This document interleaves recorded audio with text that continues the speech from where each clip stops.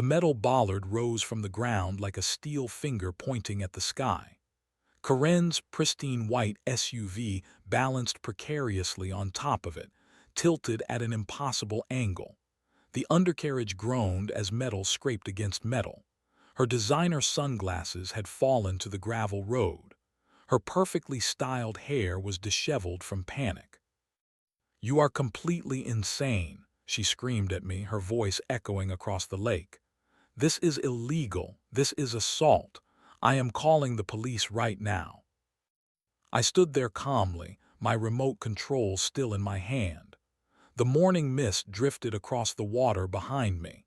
My fishing dock stretched peacefully into the lake, exactly as it had for 15 years. "You already called them," I said quietly. "They should be here any minute." That was the moment Corinne realized she had walked directly into a trap of her own making. A trap that would cost her thousands of dollars and end her reign of terror forever. For 15 years, my lakeside cabin had been my sanctuary. The narrow gravel road that wound through towering pine trees led to my slice of heaven. Every Friday evening, I would drive down that familiar path and feel the stress of the city melt away from my shoulders. The cabin itself was nothing fancy. Weathered cedar siding, a stone chimney, and a screened porch that overlooked the water. But it was mine. I had saved for years to buy this place, and I had the legal documents to prove every inch of it belonged to me. My morning routine never changed. I would wake up at dawn, make coffee in my old percolator, and walk down to the fishing dock. The mist would still be rising from the water. The only sounds were lapping waves and the occasional call of a loon. It was perfect. That perfect morning routine ended 6 months ago when Corinne moved in. Her mansion appeared virtually overnight on the lot next to mine. 3 stories of glass and steel that looked like it belonged in a city, not nestled among pine trees. Manicured lawns replaced the natural forest floor. Security lights blazed all night, destroying the peaceful darkness I had enjoyed for so long. Corinne herself was exactly what you would expect. Blonde hair that never moved in the wind. Designer clothes that cost more than my monthly mortgage. A white SUV that gleamed like it had never seen a speck of dirt. The first time I met her, I was carrying my fishing gear down to the dock. She emerged from her mansion wearing what looked like a safari outfit, complete with a hat that probably cost more than my tackle box. "Excuse me," she called out, her voice carrying that particular tone of authority that some people mistake for politeness. "I need to speak with you about your unauthorized use of community property." I stopped walking and turned to face her. "I am sorry, but I think there might be some confusion. This is my private access road. I have an easement that goes back 15 years. Corinne's perfectly painted lips curved into a smile that had no warmth behind it. "I am the new HOA president. I have reviewed all the community documents. That road is community property, and you do not have permission to use it." I set down my tackle box and pulled out my phone. I had photographed all my property documents years ago for exactly this kind of situation. Here is my easement agreement. It predates the HOA by over a decade. The road is legally mine to use. Corinne glanced at my phone screen for exactly 2 seconds before waving her hand dismissively. "Those old documents do not matter anymore. The community has new rules now. You will need to park at the main lot and walk to your cabin like everyone else." The main lot was half a mile away through dense woods. In winter, that walk would be treacherous. In summer, it would mean carrying all my supplies and groceries through thick underbrush. "I am sorry, but that is not going to work," I said as politely as I could manage. "I have legal rights to this access road." Corinne's fake smile disappeared completely. She stepped closer, and I could smell her expensive perfume mixing with the clean scent of pine trees. Listen carefully.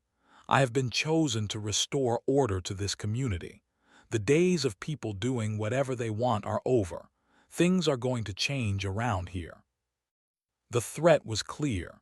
This was not a neighborly discussion about property boundaries. This was a declaration of war. I watched Corinne walk back to her mansion, her high heels clicking on the gravel road that she claimed I had no right to use.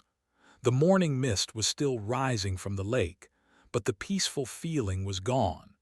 The air felt charged with tension, like the moment before a thunderstorm breaks. I had spent 15 years building my perfect sanctuary. Now a woman I had never met was telling me that none of it mattered. She was wrong, of course, but I had a sinking feeling that being right would not be enough to stop what was coming. I should have known that Corinne would not give up after one conversation, but I never expected to find orange traffic cones blocking my access road when I returned from a weekend in the city. 3 bright orange cones sat directly across the path, each one decorated with official-looking reflective tape. A handwritten sign hung from the middle cone: "No unauthorized vehicles, HOA property, VIOLATORS, will be PROSECUTED." My blood pressure spiked as I sat in my truck, staring at the ridiculous barrier. Corinne had waited until I was gone to make her move. She was testing me, seeing if I would simply give up and accept her authority. I got out of my truck and moved the cones to the side of the road. They were surprisingly heavy, filled with sand to prevent them from blowing away. Corinne had planned this carefully. I had barely finished unloading my groceries when I heard the click of high heels on gravel. Corinne appeared around the bend, walking fast and talking loudly into her phone. "Yes, I need to report vandalism of HOA property," she was saying. "The same person I told you about before. He just destroyed our traffic control devices."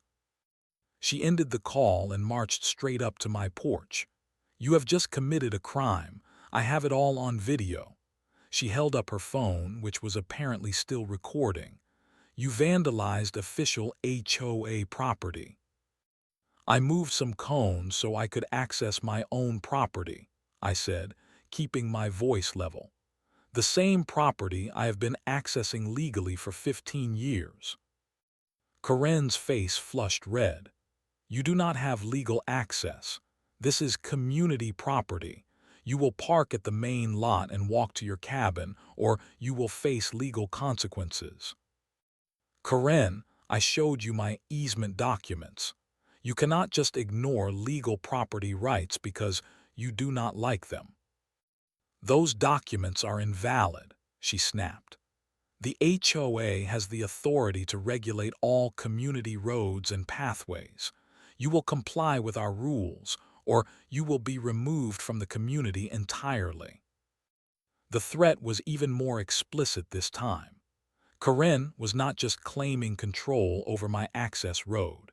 She was threatening to have me removed from property I legally owned. After Corinne left, I spent the evening researching property law and easement rights. What I found made me both angry and confident. My easement was not just valid, it was ironclad. The document had been recorded with the county 20 years ago, long before the HOA existed. No homeowners association could simply override a recorded easement.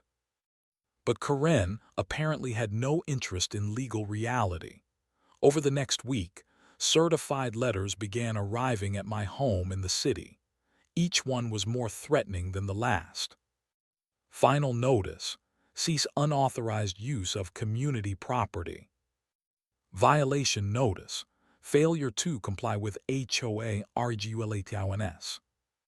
Legal action pending: trespassing on association property. The letters were filled with legal-sounding language that was complete nonsense. Karen was clearly copying phrases from the internet without understanding what they meant, but the threats were real and they were escalating. The breaking point came when I arrived at the cabin one Friday evening to find evidence that someone had been on my property. My outdoor furniture had been moved.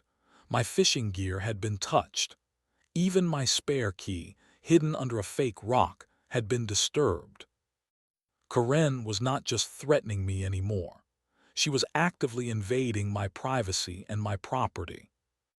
That night, I made a decision that would change everything.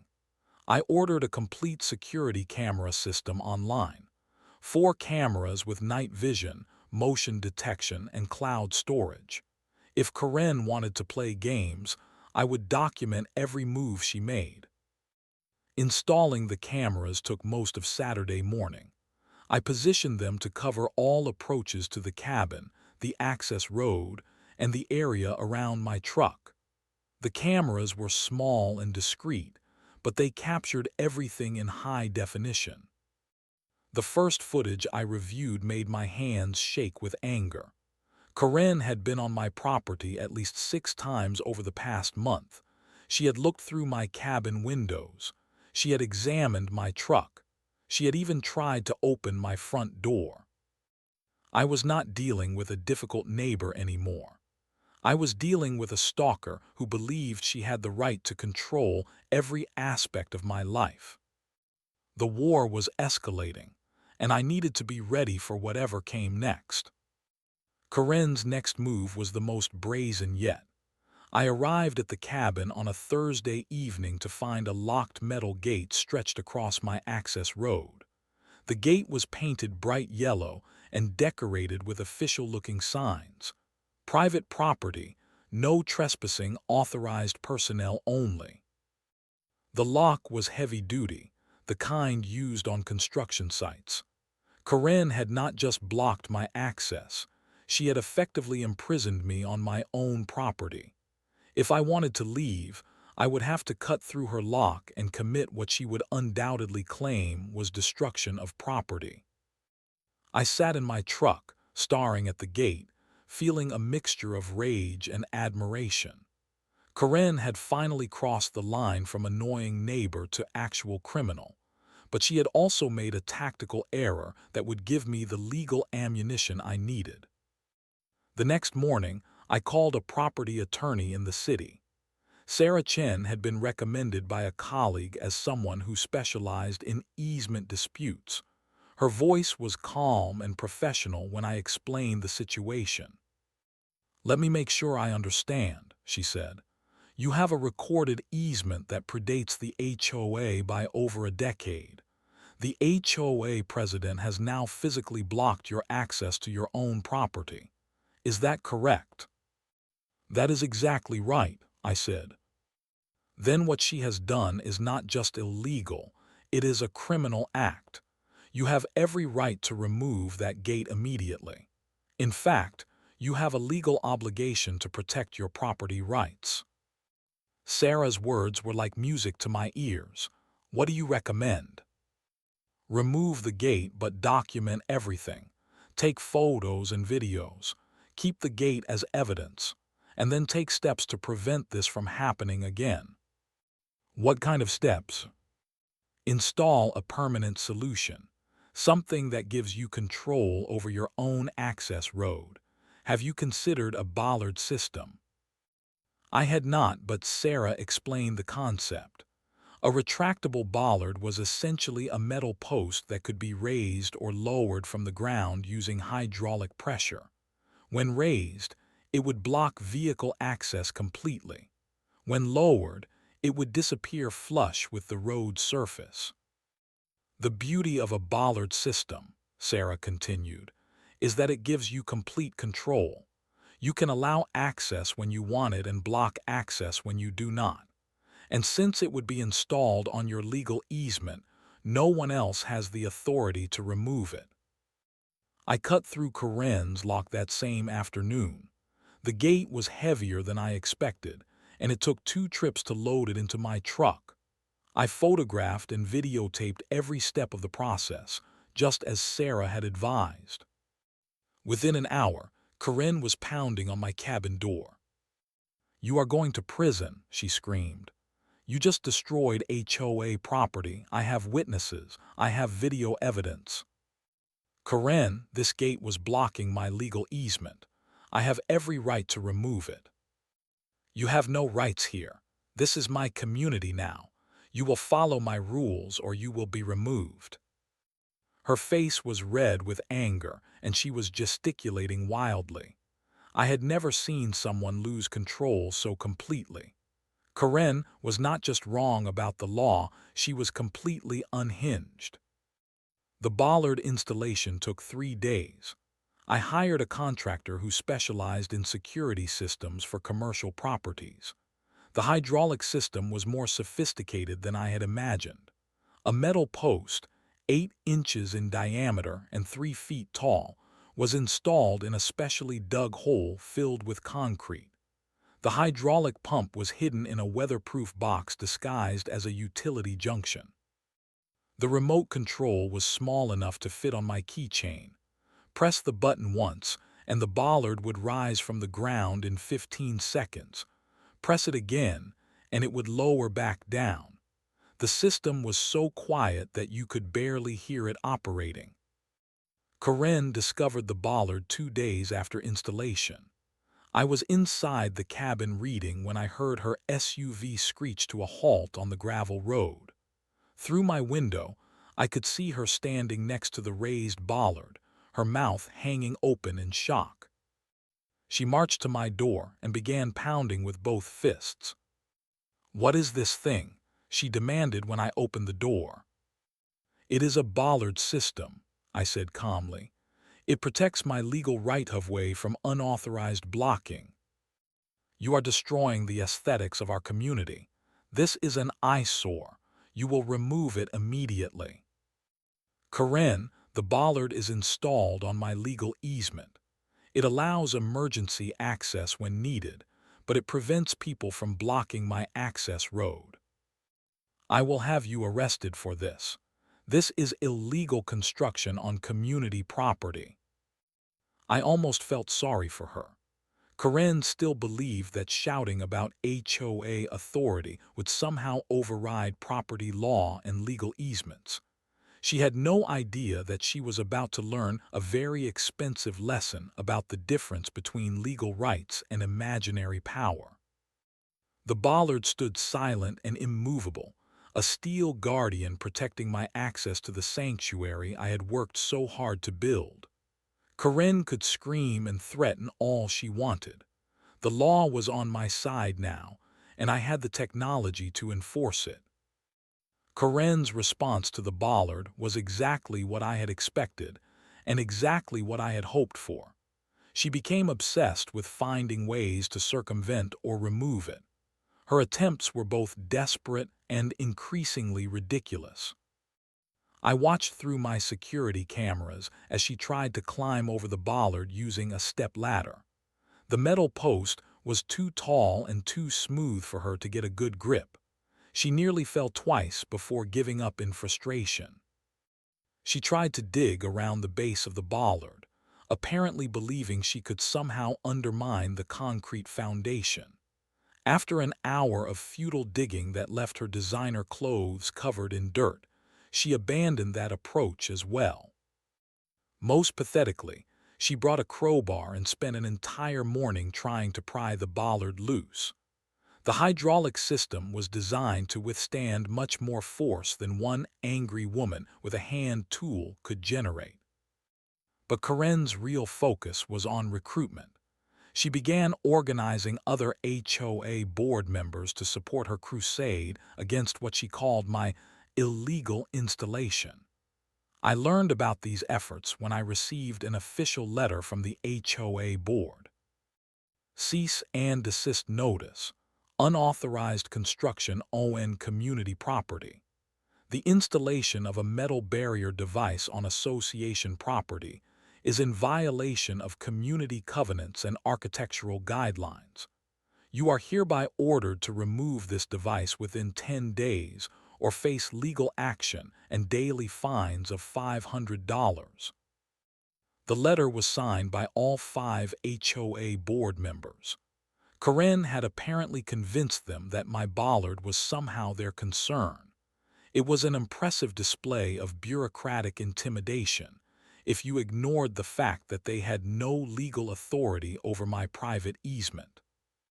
My attorney Sarah Chen drafted a response that was both educational and warning. Her letter explained in detail why the HOA had no jurisdiction over my property rights. She included copies of my easement documents, county records, and relevant state laws. The final paragraph was particularly satisfying. Any attempt to remove or damage the Bollard system will be considered destruction of private property and will result in immediate legal action. Furthermore, any continued interference with my client's legal right-of-way will result in harassment charges and possible criminal prosecution. Karen's reaction to Sarah's letter was to double down on surveillance. She installed her own security cameras pointed directly at my property. She began keeping a log of every time I raised or lowered the bollard. She even started photographing my truck and license plate every time I arrived or departed. The surveillance war escalated to the point where we were both watching each other constantly. But Karen made a crucial error in her obsession. She became predictable. Every morning at exactly 7:30 a.m., I would lower the bollard and drive to work in the city. Karen would be waiting, usually pretending to water her plants or check her mail.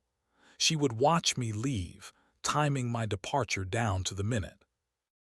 I realized that Karen was developing a plan. She was studying my routine, looking for a way to trap me on my own property. If she could block my exit while the bollard was down, she might be able to force some kind of confrontation that would work in her favor. The beauty of her plan was that it would give her exactly what she wanted, a chance to play victim while actually being the aggressor.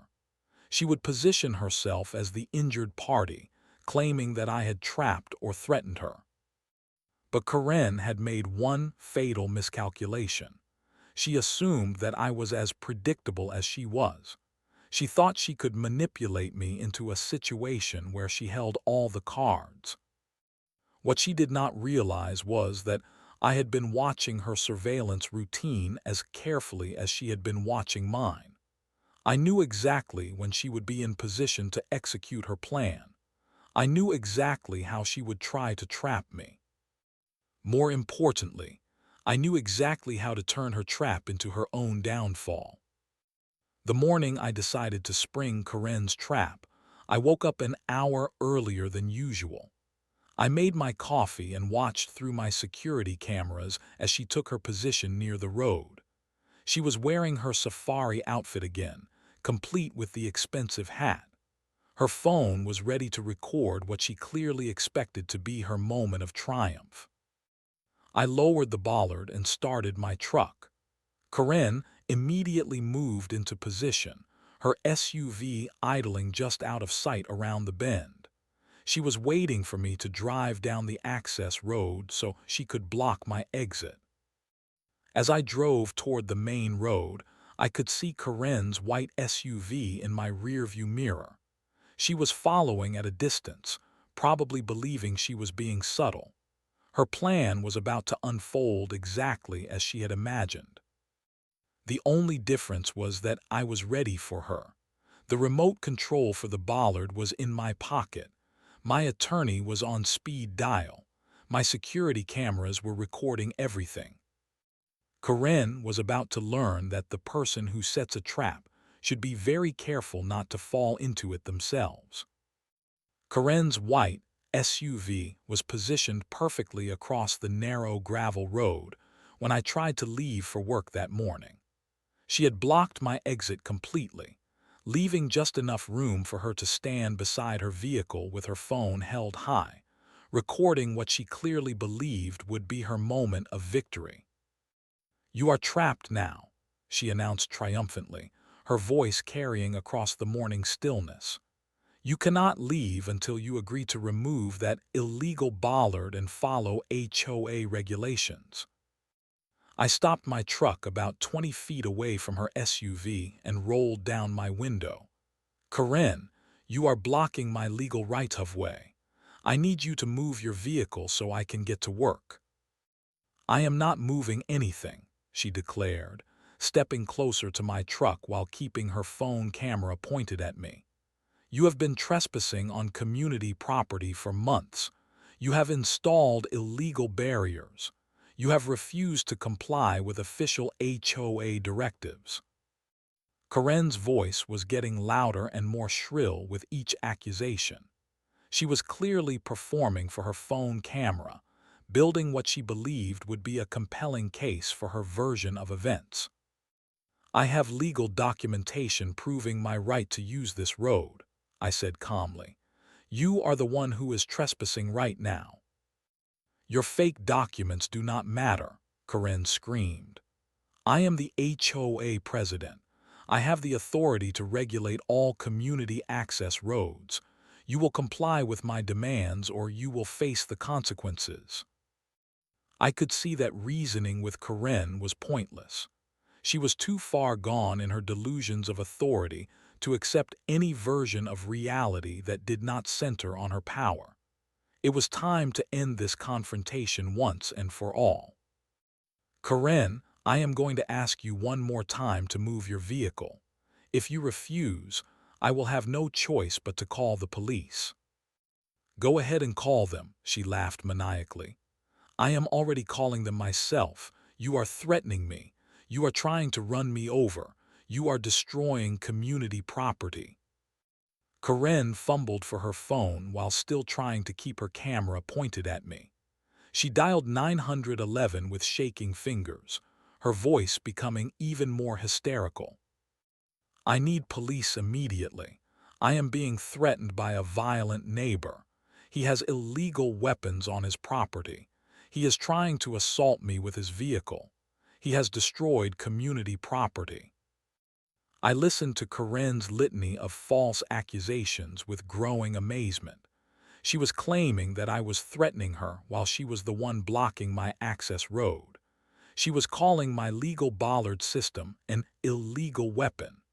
She was accusing me of assault while she was the one committing the actual crime. The police are on their way, Karen announced, ending her call. You are going to jail for this. You are going to pay for all the trouble you have caused. I sat in my truck, looking at Karen's triumphant face, and realized that she had given me the perfect opportunity to demonstrate exactly how bollards work. She had positioned her SUV directly over the buried hydraulic system, apparently without realizing what she had done. Karen, I said quietly, you should move your vehicle. I am not moving anything. You are trapped. You have no choice but to agree to my demands. I reached into my pocket and pulled out the Bollard remote control. Karen saw the small device in my hand, and her expression changed from triumph to confusion. What is that supposed to be? She asked suspiciously. This is the remote control for the Bollard system, I explained. The system you are currently parked on top of. Karen looked down at the ground beneath her SUV for the first time. I could see the exact moment when she realized what was about to happen. Her eyes widened with panic. You would not dare, she whispered. You called the police, I said. They should be here soon to sort this out. I pressed the button on the remote control. The bollard rose from the ground with mechanical precision. Karen's SUV was lifted into the air as the steel post extended upward, raising the front end of her vehicle at an increasingly steep angle. The hydraulic system operated smoothly and quietly, but the effect was dramatic and immediate. Karen's SUV was now balanced precariously on top of the bollard, tilted at a 45-degree angle. The front wheels were 3 feet off the ground. The rear wheels were still on the gravel road, but they were supporting the entire weight of the vehicle. "What have you done?" Karen screamed, her voice cracking with panic. "This is insane. This is illegal. You are attacking me." "I activated a legal Bollard system on my private easement," I said calmly. "The same system you have been trying to destroy for weeks." Karen was standing next to her tilted SUV, her designer sunglasses hanging from one ear, her perfect hair disheveled by panic. Her phone had fallen to the gravel road when the Bollard lifted her vehicle. "You have to fix this immediately," she demanded. "Lower that thing right now. You are going to pay for any damage to my car." "The police are on their way," I reminded her. "They can sort out who is responsible for what." Karen's face was red with fury and embarrassment. She had called the police expecting to have me arrested. Instead, she was now trapped by her own SUV, balanced helplessly on the very device she had been trying to remove. The trap she had set for me had become her own prison, and we both knew that when the police arrived, they would find her vehicle illegally blocking my right-of way, while my Bollard system was operating exactly as designed on my own property. Karen's moment of triumph had become her moment of total defeat. The police arrived 15 minutes later to find Karen's white SUV still balanced precariously on top of the Bollard. Two officers stepped out of their patrol car and surveyed the scene with professional calm that contrasted sharply with Karen's continued hysteria. "Officers, thank goodness you are here." Karen rushed toward them, gesturing wildly at her tilted vehicle. "This man has attacked me with an illegal weapon. He has trapped my car with some kind of mechanical device. I demand that you arrest him immediately." Officer Martinez, the senior of the two police officers, looked at Karen's SUV with raised eyebrows. "Ma'am, can you explain how your vehicle came to be positioned on top of this post?" "He did it." Karen pointed at me accusingly. "He activated some kind of hydraulic trap. He deliberately attacked my car while I was trying to prevent him from trespassing on community property." Officer Chen, the younger officer, walked around the scene taking photographs. "Sir, is this your property?" he asked me. "Yes, officer. I have all the documentation right here." I handed him a folder containing my easement agreement, property records, and the legal correspondence from my attorney. Officer Martinez began reading through the documents, while Officer Chen continued his examination of the scene. Karen paced nervously, her high heels clicking on the gravel road. "Officers, you do not need to look at his fake documents," Karen interrupted. "I am the HOA president. I have the authority to regulate all community roads. This man has been trespassing for months. He has installed illegal barriers. He has refused to comply with official HOA directives." Officer Martinez looked up from the documents. "Ma'am, these property records show that this gentleman has a legal easement to use this road. The easement was recorded with the county 20 years ago." "That does not matter," Karen protested. "The HOA has the authority to override old agreements. We have new rules now." Officer Chen had finished photographing the scene and was now examining Karen's SUV more closely. "Ma'am, where were you positioned when this Bollard was activated?" Karen hesitated, apparently realizing that her answer might not help her case. I was standing next to my car, trying to prevent him from using community property illegally." "And where was your car positioned?" It was blocking the road." "So you were intentionally blocking this gentleman's access to his own property." Karen's face flushed red. "I was enforcing HOA regulations. I have the authority to do that." Officer Martinez closed the folder of documents and looked at Corinne with obvious disapproval. "Ma'am, you do not have the authority to block someone's legal right-of-way. What you have done is illegal." "What I have done is illegal." Corinne's voice rose to a near shriek. "He attacked my car with a mechanical weapon. Look at the damage." Officer Chen was indeed examining the damage to Corinne's SUV. The Bollard had lifted the vehicle from underneath, and the metal post had scraped against the undercarriage. Fluids were dripping from somewhere beneath the engine. "The undercarriage is cracked," Officer Chen reported. "There appears to be damage to the exhaust system and possibly the transmission." Corinne's eyes widened as she realized the extent of the damage. "He has to pay for this. His illegal device destroyed my car." "Ma'am," Officer Martinez said patiently, "the Bollard is not illegal. It is installed on a legal easement.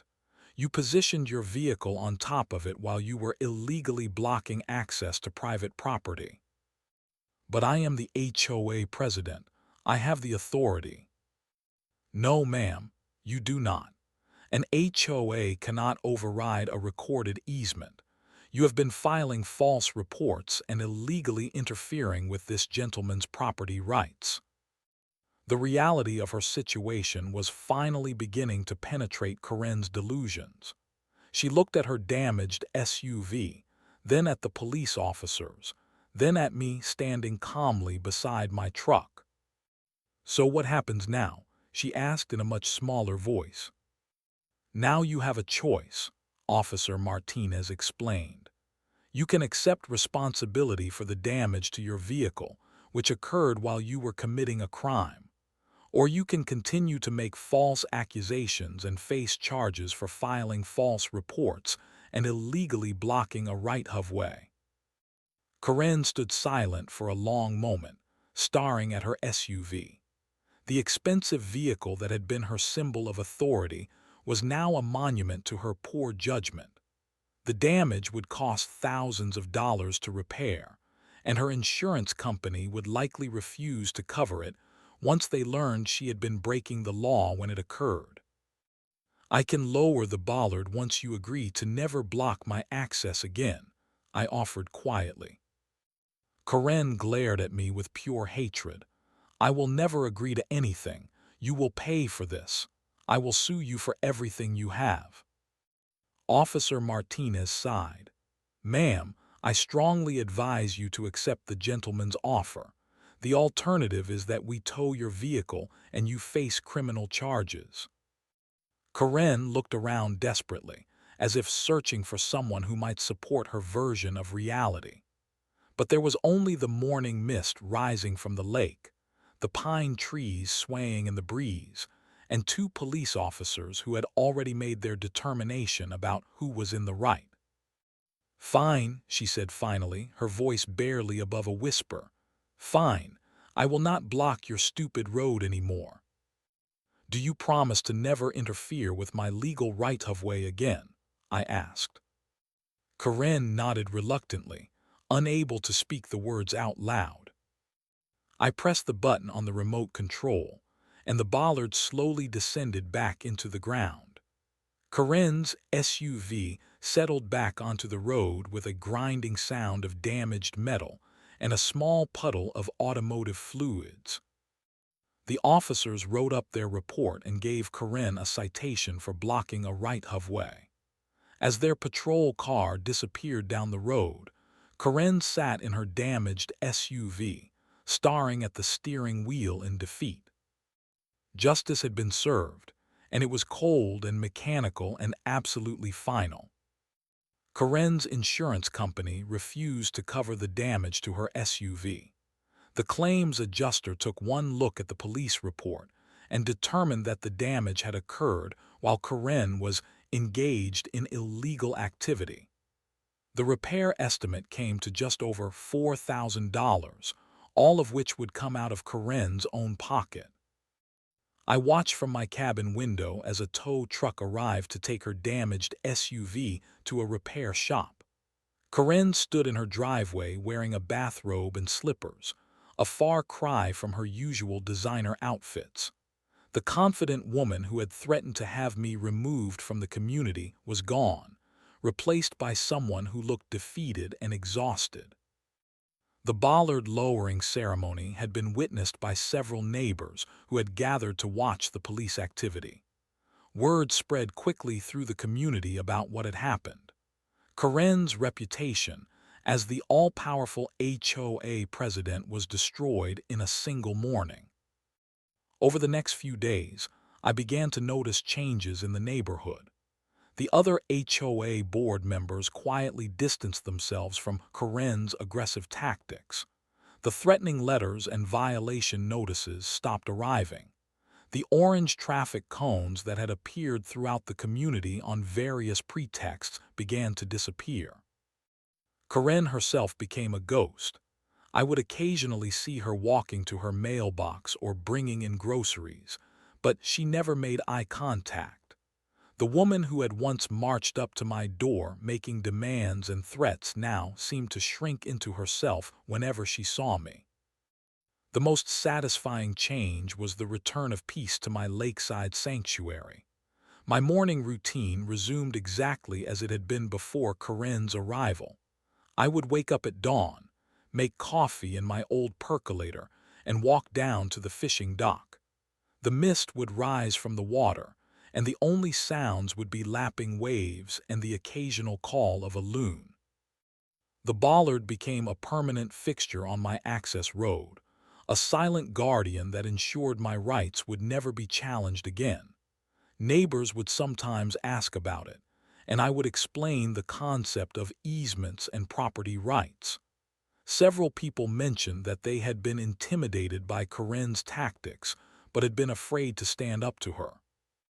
One elderly man named Frank told me that Corinne had been threatening to fine him for parking his RV in his own driveway. She said it violated community aesthetics, he explained.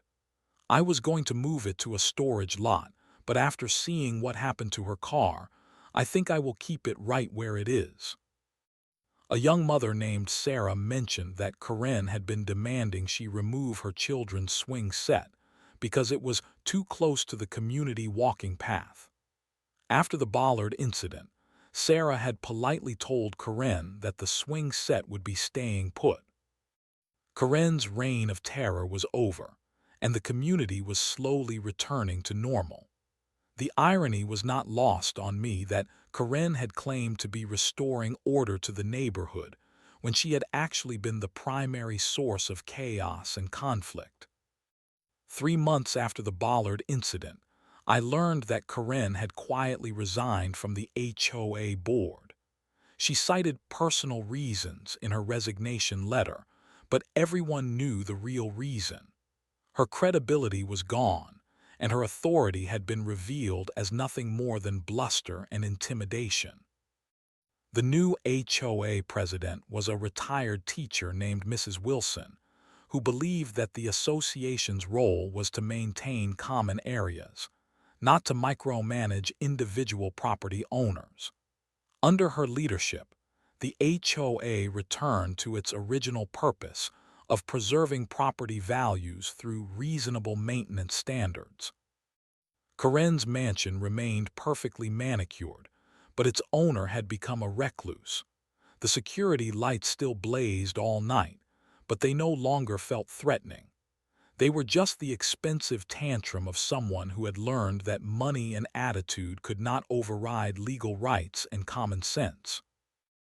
As I sat on my fishing dock one peaceful morning, watching the mist rise from the water, I reflected on the lessons of the past year. Standing up to bullies was never easy, but it was always worth it. Legal rights meant nothing if you were not.